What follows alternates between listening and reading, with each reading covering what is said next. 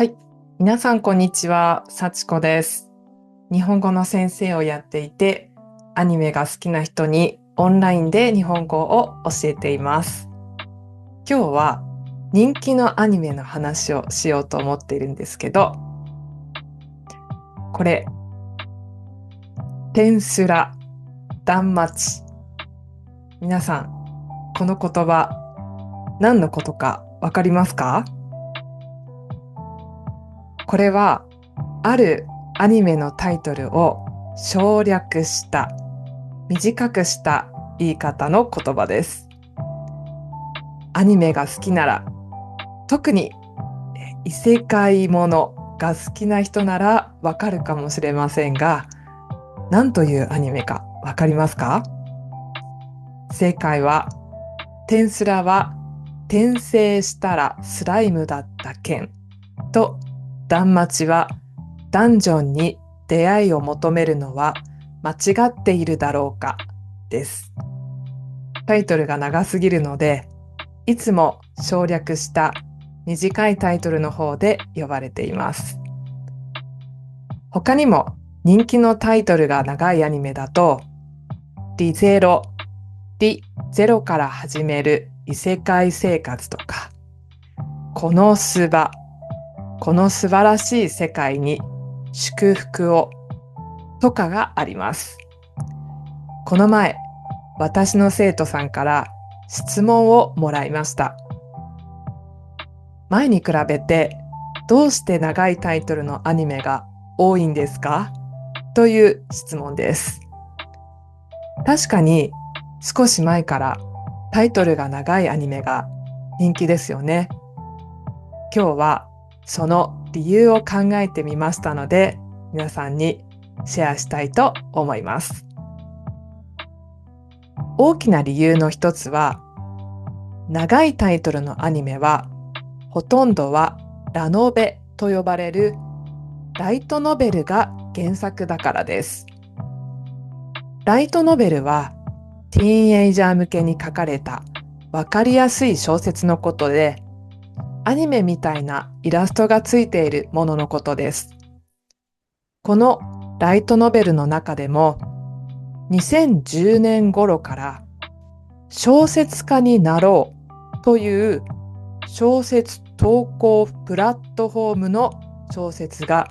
人気になりました。このプラットフォームでは誰でも小説を書くことができて、シェアすることができるサイトです。ここからたくさんのヒット小説が生まれて、この小説たちがアニメになりました。このサイトから生まれた小説の中には、長いタイトルのものがたくさんありました。テンスラもリゼロもここから生まれました。どうして長いタイトルかというと、インターネットで検索に自分の作品がヒットしたいからです。人気のワードをタイトルに入れることで、自分の投稿した小説をたくさんの人が見てくれるかもしれません。それで長いタイトルをつけることが流行りました。また、長いタイトルは今では珍しくないですが、少し前は珍しくてインパクトがありました。他にはないユニークな名前はネットでも話題になるため、長い名前がブームになったんです。少し前ですが、例えば、異空のレスクオールという小説は、本になる前にタイトルがとても変わりました。タイトルは、最弱ランク認定された俺、実は史上最強の神の生まれ変わりでした。お姉ちゃん属性な美少女との異世界勝ち組冒険ライフというすごい長いタイトルになって、ツイッター、今の X でとても有名になりました。また、タイトルが文章になっていると、タイトルを見ただけでストーリーが想像しやすいです。さっき紹介した小説になろうのサイトでもタイトルだけ見て読む小説を決めますから、物語が想像できることは大事です。考えてみると、子供や若い人が見る日本語のアニメタイトルは英語のタイトルに比べて長くてストーリーが想像できるものが多いですよね。例えばディズニーのアニメがそうです。Frozen は日本語でアナと雪の女王ですし、ココは Remember Me、タンゴは塔の上のラプンツェル、モアナはモアナと伝説の海です。こんな感じでタイトルだけでもそのアニメの世界を簡単に想像できるものが日本の人気になるアニメタイトルの特徴なのかもしれません。はい、今日はどうして最近長いタイトルのアニメが多いのかを考えてみました。まとめると、ライトノベルが原作のものが多くて、ライトノベルは原作のことを考えてタイトルを作っているから、簡単にストーリーが想像できることが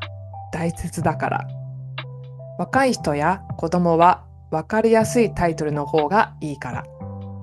タイトルが長いとインパクトがあってネットで話題になるからでした。ちなみに私は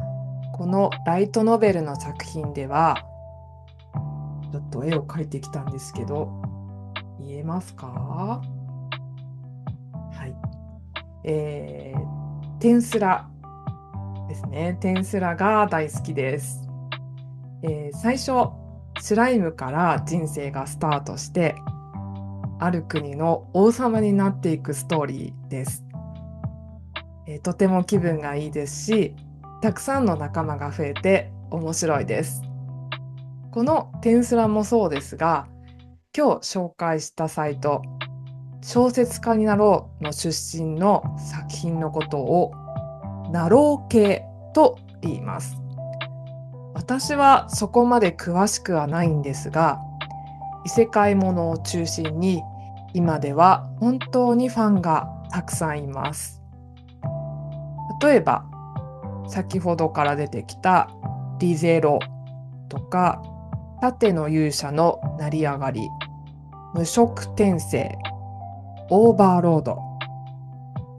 このアニメたちは全部ナロー系のアニメです。このアニメが好きな人ならナロー系作品が好き、ナロー系アニメが好きというと日本人の友達ができやすいかもしれませんね。はい。私は、いつも iTalki というサイトで日本語のレッスンをしています。アニメや漫画についてお話ししたい人はアニメトークのレッスンをぜひ取ってみてください。それではこれからもアニメや漫画についてお話ししていきたいと思います。それではまた。